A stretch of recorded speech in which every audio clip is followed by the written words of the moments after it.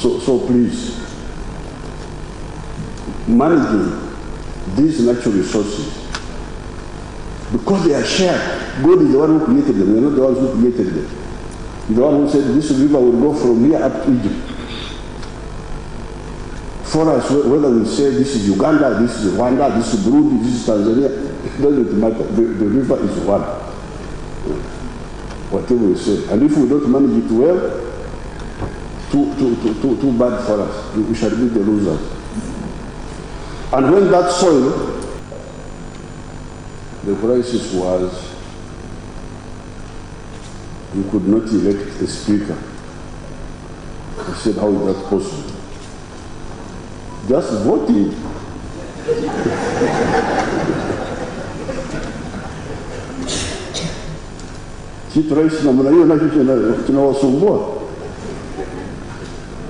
Then apparently, then he told me that there was a problem of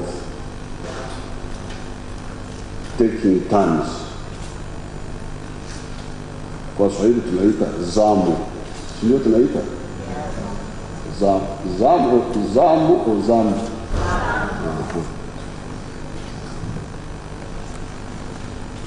So I said, but what is the problem?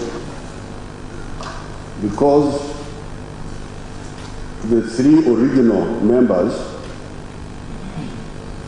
Kenya, Uganda, Tanzania, have already had their zamu, their turn. Because I remember the people. I remember Mapachu, I remember Chinana. Mapachu was Secretary General. Okay. Chinana, remember Margaret. I can't forget Margaret. So powerful, how can I forget?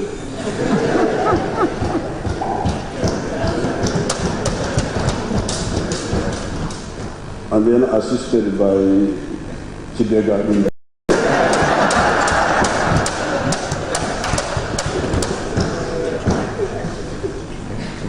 Then the tall man. So, in my peasant logic, the logic of the science, what was Shambanu? I said the old members have already had their time. So that means it must be the turn of the new members, which are Rwanda, Burundi, and South Sudan. These are the ones which must produce the speaker now. I was just using my Bush sense of justice. I didn't ask Attorney General and all those people because I didn't have time. So then we would have to use other criteria. If the other members have, the old members have already had their turn, what other criteria do you use? Did the new members join at different times? Because that also can be considered, apart from the old members who joined next. That one I couldn't remember, but I thought Burundi and Rwanda joined about the same time. That one I couldn't remember from my head. Now, assuming they joined on the same time, then what other criteria do you have? Then I remembered, this is all Bush thing. It's not bureaucratic, files and all. Just in my head. Then I remember that Burundi has Secretary General now. Oh, so hawa wameshapata kitu kizito. But when I went to Kenya, that day I was going to Kenya. It was the 19th of December. I was going to Kenya the same day. when I got to Kenya and I consulted His Excellency Uhuru, what somebody in the meeting said, no, wait a minute. But Rwanda also has got some big person.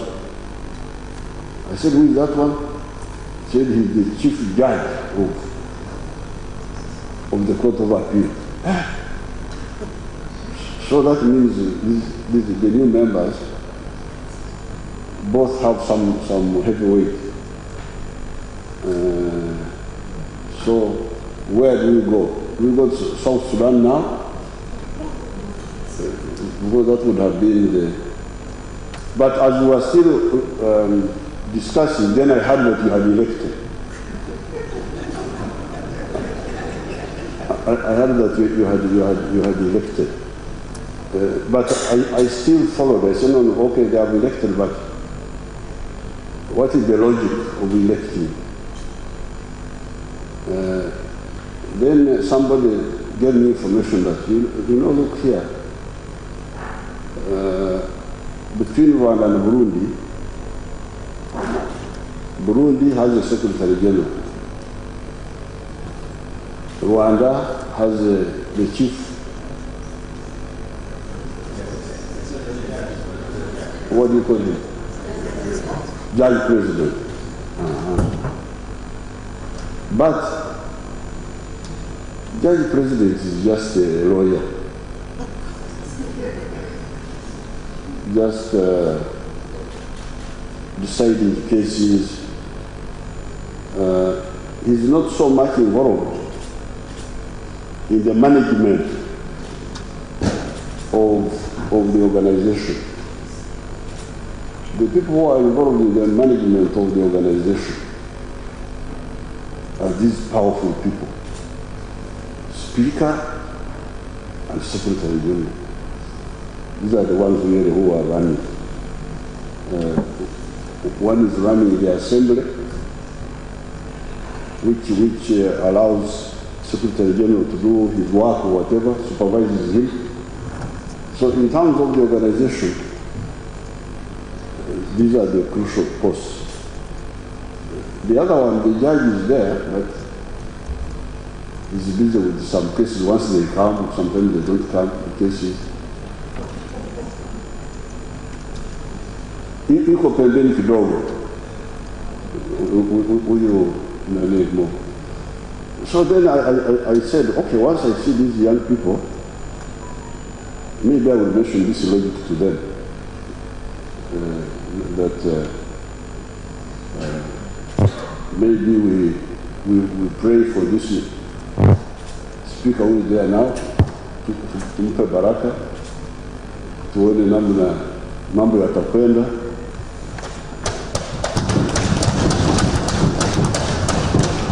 After all, this is not the end of the world.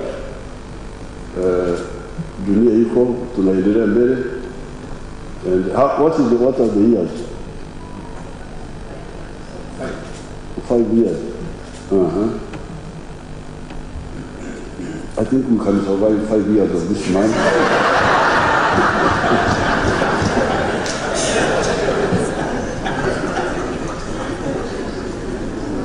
So this is what I've been doing on. That's how I got here. I got involved, and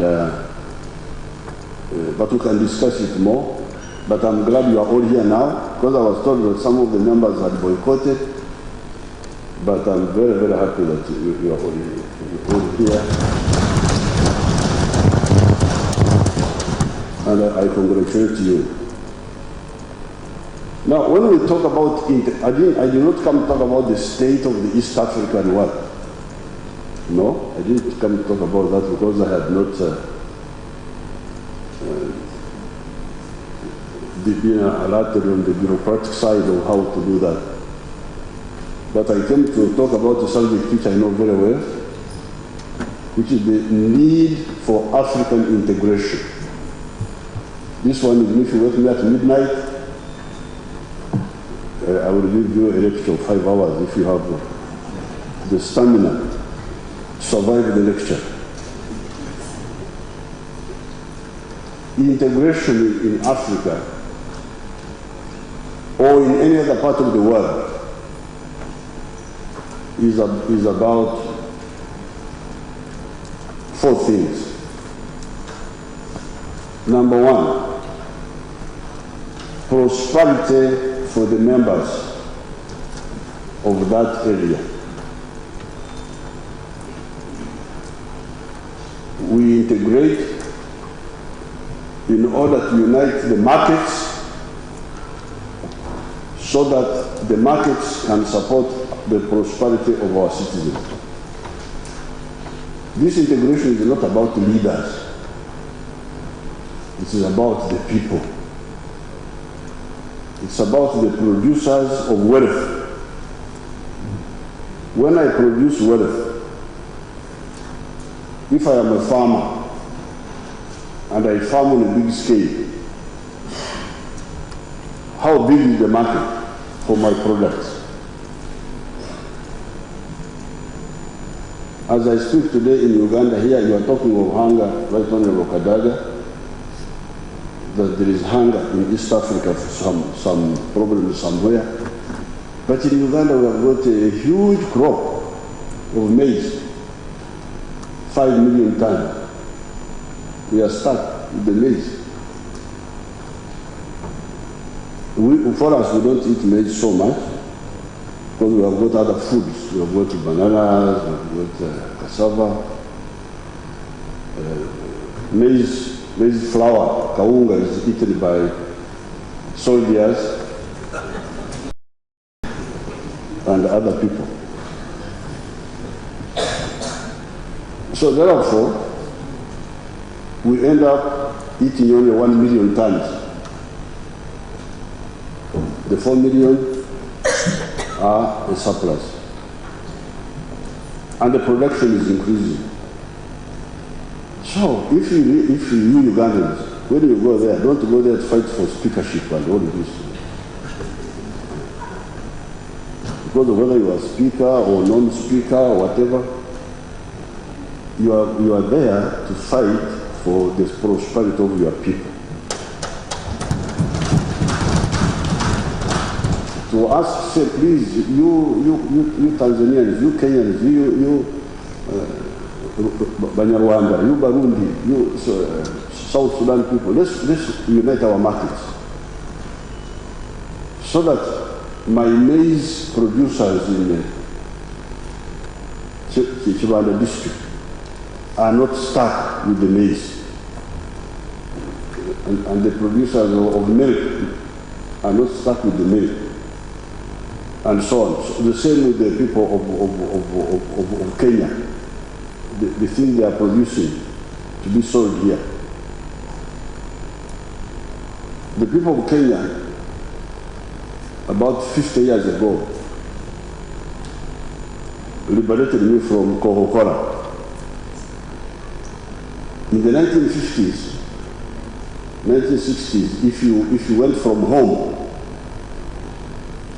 you couldn't get anything decent to drink except Coca-Cola, which was in Indian shops, and Fanta, Coca-Cola, Fanta, Pepsi-Cola. And I don't know why people drink those drinks, they are really bad. They are full of gas. You drink it, you start to tremble, belching.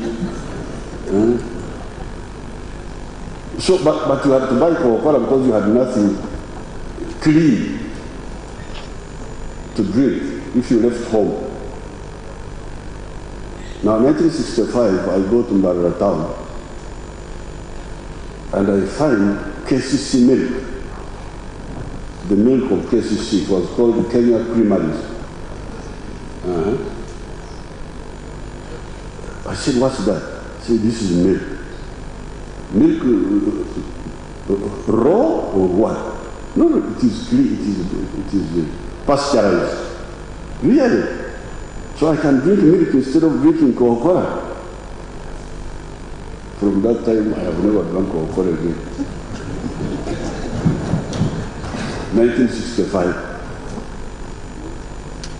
So, the people of Kenya liberated me from Coca-Cola, but I also contributed to the prosperity of the farmers in Kenya. Because I will buy KCC milk whenever I am not at home to drink the tea of my mother and the milk of my cows. Now later on, this time I was actually in Tanzania fighting Idi Amin. I went to Bukoba town and I saw on the shelf there was now the same KCC milk which had long life, called UHT. Because the other one which I bought in Mbarara was short. It had to be in the fridge and so on. It had some logistics. But this one could stay on the shelf and would not go back. It was called UHT. So therefore, when we talk of integration, know that you are talking about the prosperity of East Africans, ordinary people. Don't go there to fight for speakership, for all of this. That's not why you should go there. You go there to fight for the prosperity, for opportunities of East Africans who are engaged in production. If they are engaged in rumor mongering, of course they will have nothing to sell. If they are engaged in rumor mongering, rumors are not marketed, you can't sell. Maybe you can sell them on the FM stations, but not in the shops. So this is the first point about integration. Integration is about prosperity. In case because you like to compare yourselves with Europeans, you can look at Germany. Germany, until 1871, was not one country. They were Germans by culture, by race, but they were in 39 kingdoms. There was Prussia, the kingdom of Prussia, the kingdom of Saxony, the kingdom of Bavaria, 39 of them. Now, what sparked the Pan-German movement was big farmers in one of the German kingdoms called Prussia. It had big farmers called Junkers. They had a lot of production, but they could not sell their products in the whole of the German area.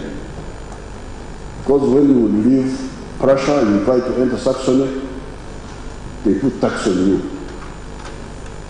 You leave Saxony, you go to the other one, tax on you.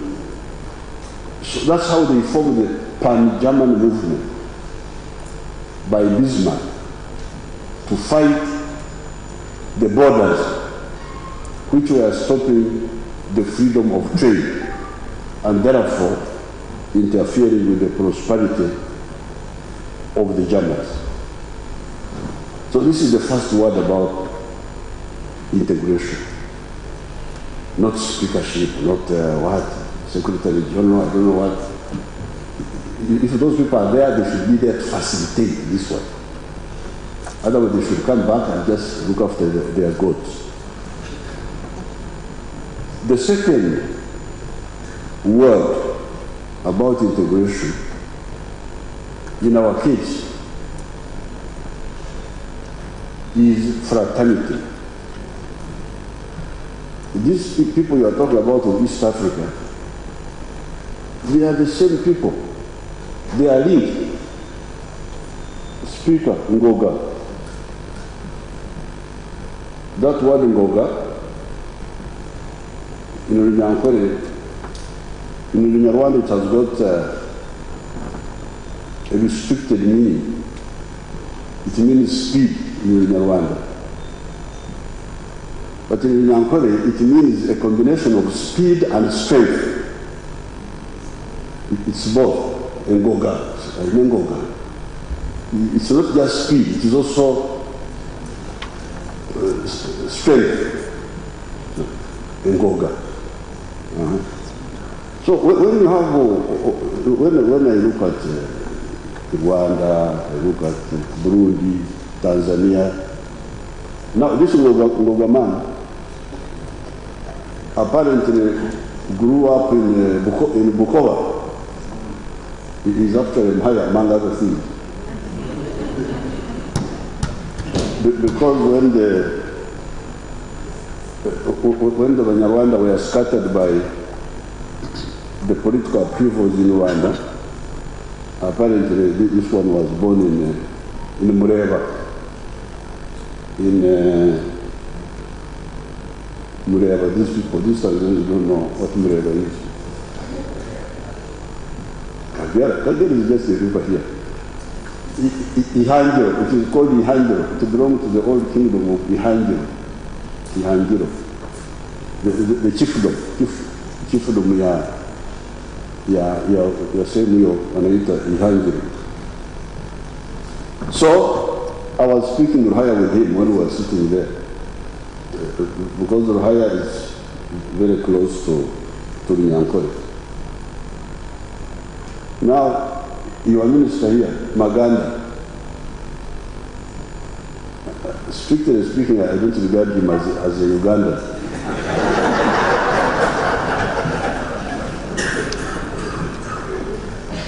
Because you have to be sure what he is. Most likely he's a Kenyan.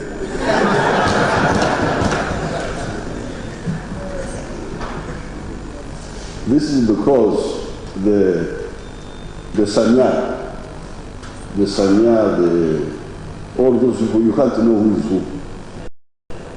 At one time we had, they had a vice president in Kenya called Mudi Awori, who has a brother who wanted to be president of Uganda, but I defeated him.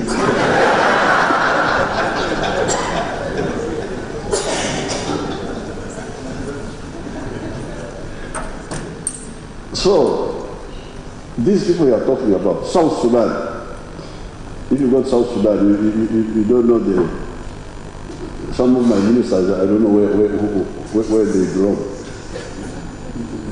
You ask them, where are you from exactly? He can't tell you, because some of them are actually South Sudanese. But that shows you the linkages of these people are talking about. When you are talking of East Africa, you are talking of people who are either similar or linked by language, by culture, by history.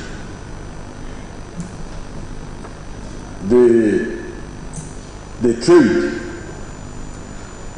from Zanzibar through Bagamoyo, through Tabora, through Karagwe is old. Don't think that it has been started by the East African community. No.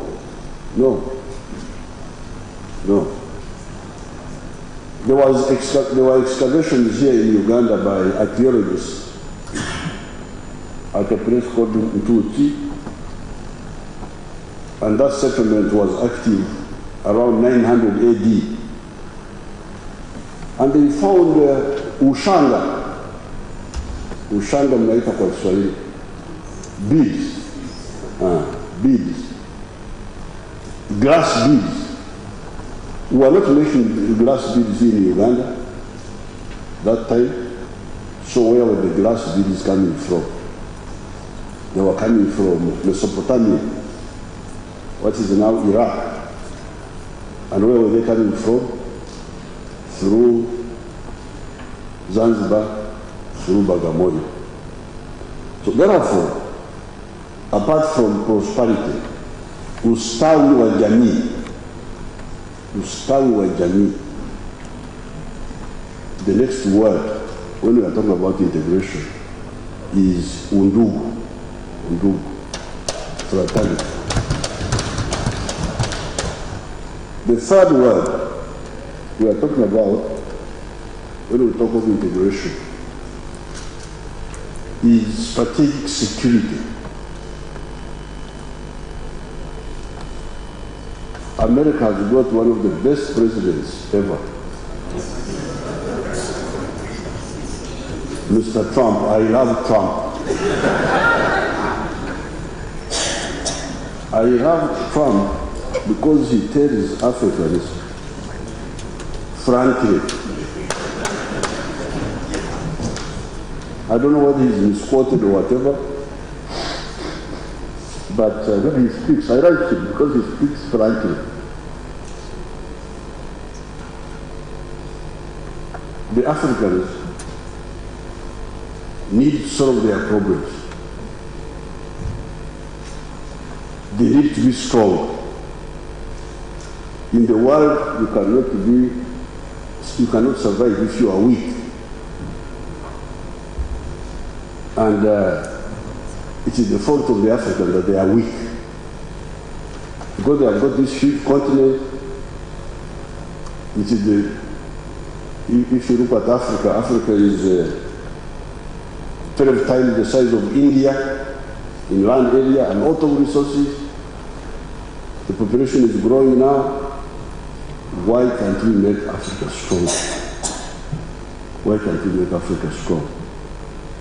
So if you are not strong and somebody tells you that you are weak, I really love that person who tells you, because he's doing my work.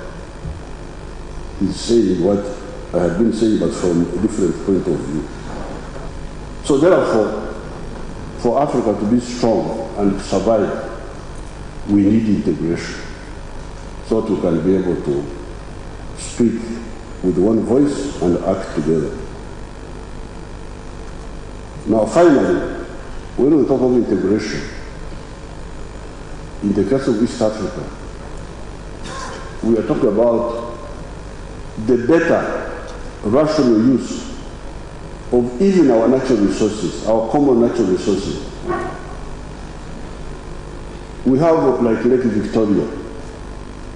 Lake Victoria is shared by 3 countries.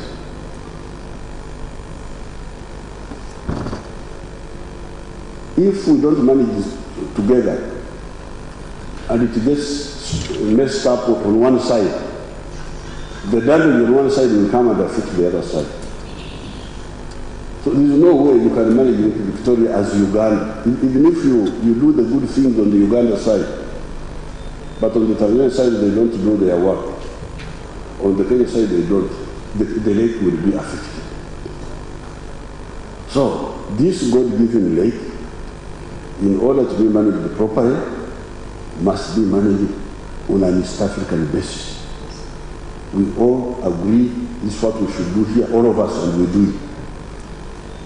If we say there should be 500 meters of vegetation around the lake, so that the water does not bring in soil in the lake, we should all do it. Because if we don't do it, even if I do it on one side, it will not help. If you, I know one of the regions of Tanzania is called Kagera region. For them they say Kagera, but that's the Swahili way. For us we say Kagera. Okujera is to melt. When something melts, that is okujera. Now, I know that river very well. The water of that river used to be blue. But if you go there now, the Kagera is brown. Brown. It is full of soil erosion, which is happening upstream. Iyara, you could kindly visit the Kajera and you see how brown it is. So if you are going to, and the Kajera by being brown, it means it is bringing all the soil from Burundi, from Rwanda, from Rusumo, from those places.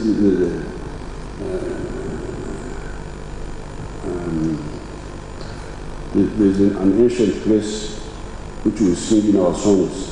Mubali is in Rwanda now. Mubali. Is it in Rwanda or Karagu? Mubali Guarumvura. You people don't know those.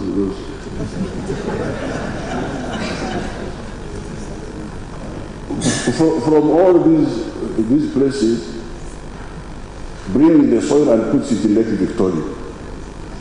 So the Lake Victoria, which we are talking about, in time will be sifted up and become swamp, disappear or shrink. So soil erosion is taking place. So people are losing soil on one part of our region, losing a lot of soil. Here the lake is filling up, and we're just looking on and fighting over speakership and all these over these things. So please, managing these natural resources, because they are shared. God is the one who created them. We are not the ones who created them. The one who said this river will go from here up to Egypt. For us, whether we say this is Uganda, this is Rwanda, this is Burundi, this is Tanzania, it doesn't matter. The river is one. Whatever we say. And if we don't manage it well, too bad for us. We shall be the losers. And when that soil is washed in the lake, it also affects the fish. The fish is affected because what happens is that when there's too much soil in the lake, there are nutrients, minerals in the water. Now, minerals in the water attract vegetation, floating vegetation, and algae.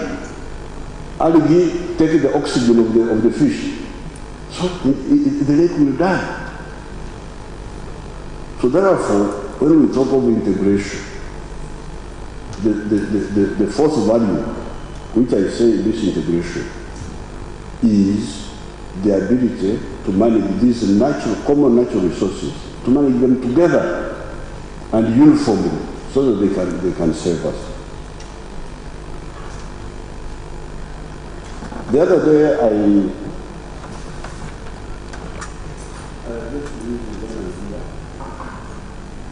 during the New Year, because God has given me a long life, and I've told you before that you people are what you call history, I call current affairs, because I was there watching. Now, here I have a paper called Uganda August. This was the paper which was being published here in the 1950s, 1960s. But this particular issue was on the 6th of June, 1963.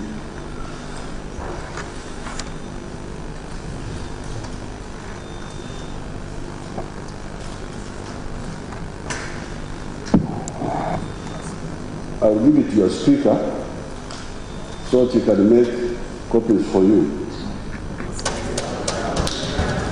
You have them? Very good, very good. Thank you very much. You are the one who did that? Huh? From your side? Oh, okay. So this is a picture of Mzee Kenyatta, Mwalimu Nyerere, Milton Obote, when they wanted to form one government of East Africa before the end of 1963. They had agreed. However, Satan,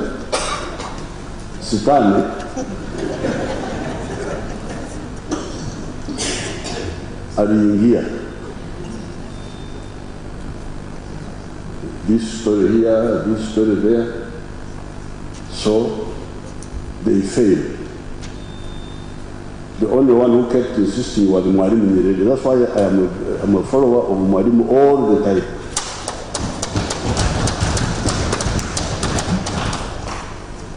And that's why I went to study in Tanzania. I was not looking for education.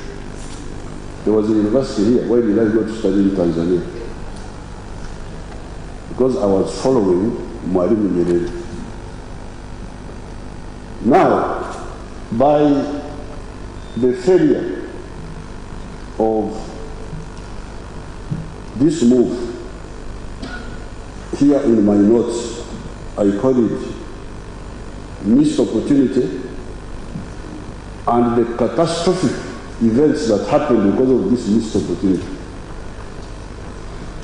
Because if that union had taken place, you would never have had Idi Amin in Uganda.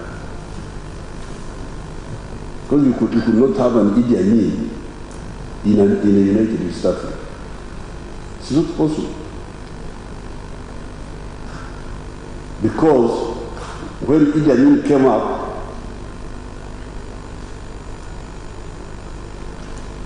Mwalimu tried to intervene, but he couldn't, because there was this, that Uganda was an independent country, sovereign. So with sovereignty, you have got a right to kill your people, because they are yours. You can kill people, nobody can say, please stop, because you are sovereign. If we had had this union, Idi Amin would never have arisen in Uganda. The genocide in Rwanda, which took place, would never have happened. It could never have happened. East Africa could not allow genocide to take place in a neighboring country.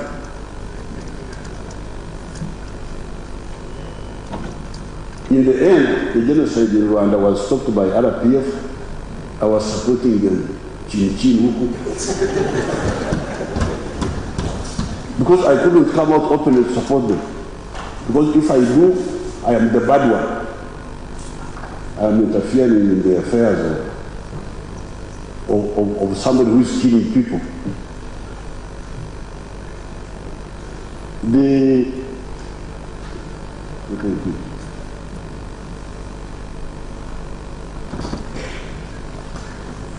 In this report, you read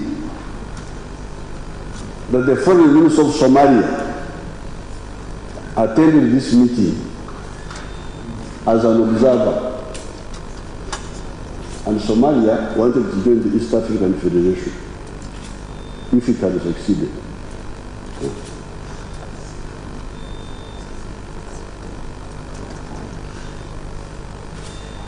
So this chaos which is going on in Somalia, we can't do anything. Even when we are there, but we are limited.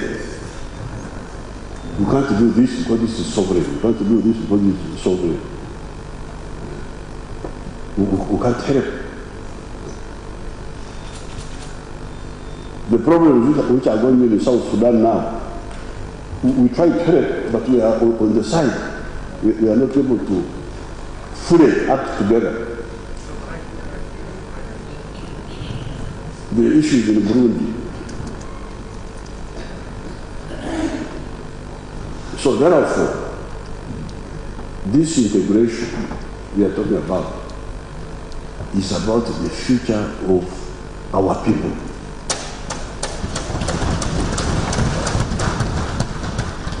It's It's not about positions when you go there to, and when I hear you calling about positions, I feel so sorry. These people, they are calling about positions. Oh, Banange, Wajama. It's not about you people, it's about your people, the one you represent for their future.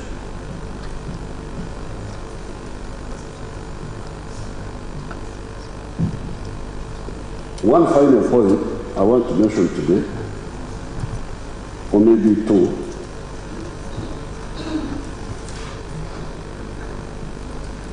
Your Banyankole people say, Banyankole are some people who live around you.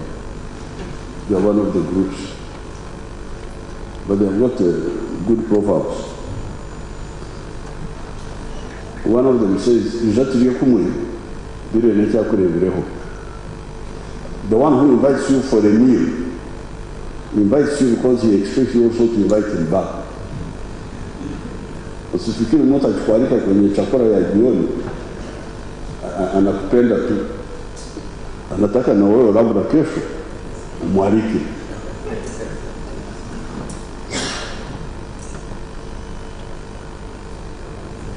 We are negotiating with the European Union something called EPA,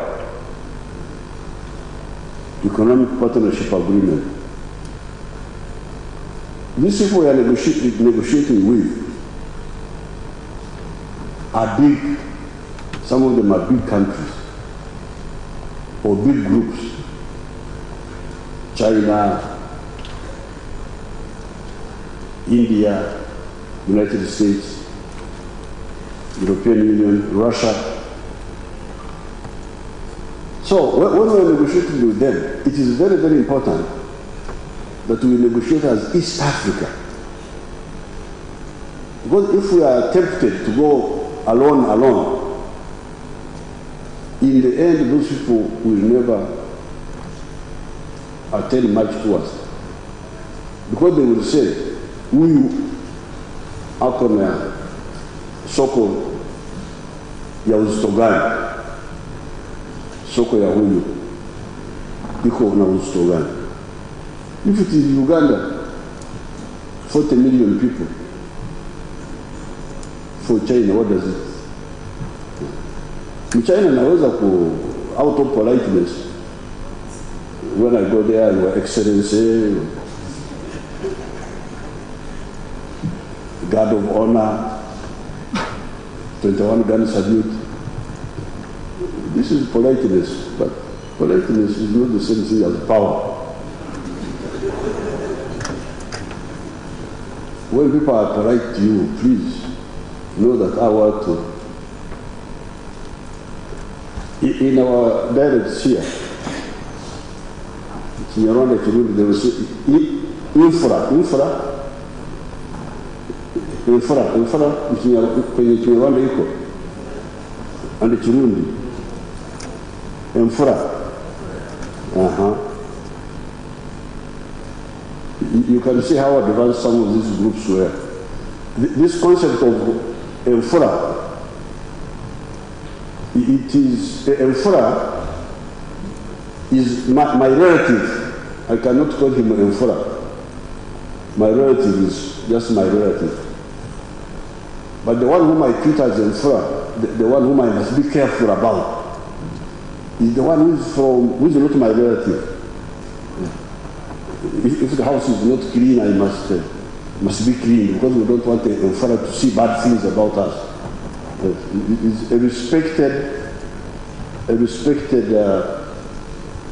stranger, actually, not part of you. So these foreigners, they treat us as a fra, show respect, but please, don't be deceived. If we don't build our power, we shall lose out, as happened in the past. So therefore, when we are negotiating, the reason why this EPA, when it came up, some countries signed, Kenya and Rwanda signed, Tanzania and Burundi didn't sign. Uganda could have signed, but I said no. I will not sign. I want to see whether we can all sign together.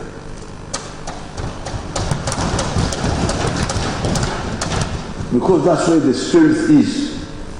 The strength is in the togetherness. 170 million East Africans. Actually, I think they're a bit more now. Will be more listened to than Uganda's 40 million.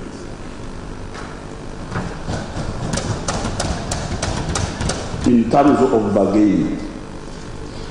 So hence the proverb, the one who invites you for a meal invites you because he says, huyu mtu mwenye maana naye kesho atanifanyia hiki. So therefore, Right Honorable Speaker of Iyala, Right Honorable Speaker of Parliament of Uganda,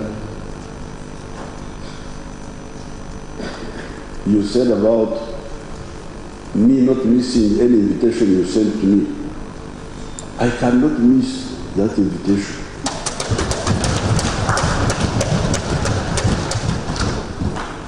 To miss, to talk about African integration, what else am I talking about? Alafu Mungu amenipa miaka mingi. Because if he didn't want, I'm now 73 years old, God could have called me when I was 50. But he postponed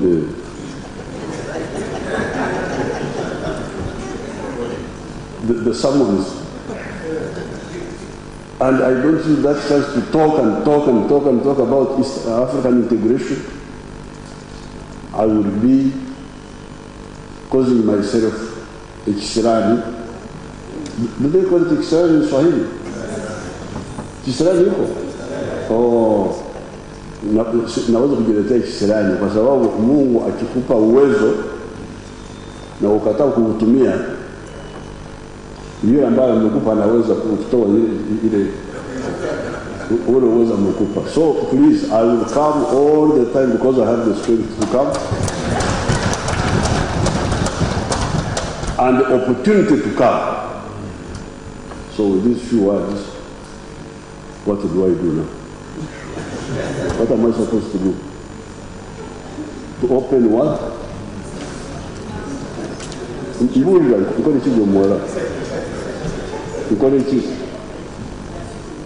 Oh, I am now officially open Iyala City.